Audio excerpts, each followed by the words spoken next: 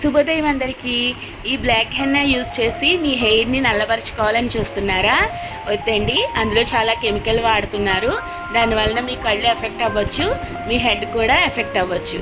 ఆ కెమికల్ మీరు అప్పటికప్పుడు నల్లదానాన్ని ఇస్తుందేమో కానీ తర్వాత అయితే మనకి చాలా చాలా ప్రాబ్లమ్స్ తెస్తుంది. అలా కాకుండా మనం ఇంట్లోనే చిన్ని పదార్థాలతో, మన ఇంట్లో దొరికే పదార్థాలతోనే బ్లాక్ హెన్నా పౌడర్ ఎలా తయారు చేసుకోవాలో చెప్తున్నాను. ఈ వీడియో తప్పకుండా చూసేయండి. ఇందులో మనకు కావాల్సిన పదార్థాలు ఏంటంటే గోరింటాకు, పుదీనా ఆకు, కరివేపాకు, భృంగిరాజ్ ఆకు. ఇవే మనకు కావాల్సిన ఆకులు. తర్వాత 2 స్పూన్స్ మెంతులు, 2 స్పూన్స్ కలోంజి గింజలు, 2 స్పూన్స్ ఆవ నూనె, ఒక చిన్న కలబంద మొక్క. అంతే మనకు కావాల్సినవి. ఇవన్నిటిని తీసుకుని మనం శుభ్రంగా కడిగేసి ఒక్కసారి క్లాత్ మీద వేసామంటే ఆకుల్లో ఉన్న తేమంతా తగ్గిపోతుంది. ఇనుప కళాయి పెట్టుకుని 2 స్పూన్స్ మెంతులు, 2 స్పూన్స్ కలోంజి గింజలు వేసుకుని బాగా రెడ్ కలర్ వచ్చే వరకు వేయించుకోవాలండి.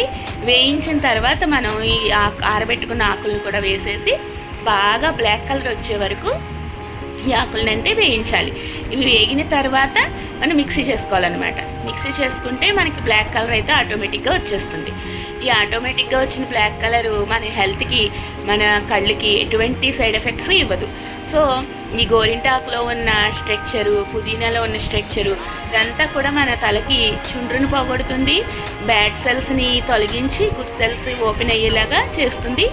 అలాగే హెడేక్ వచ్చినప్పుడు కూడా ఇది మనకి ఎటువంటి సైడ్ ఎఫెక్ట్ ఇవ్వకుండా మంచిగా వర్క్ చేస్తుంది. మన కళ్ళకు కూడా ఎటువంటి సైడ్ ఎఫెక్ట్లు ఉండవు.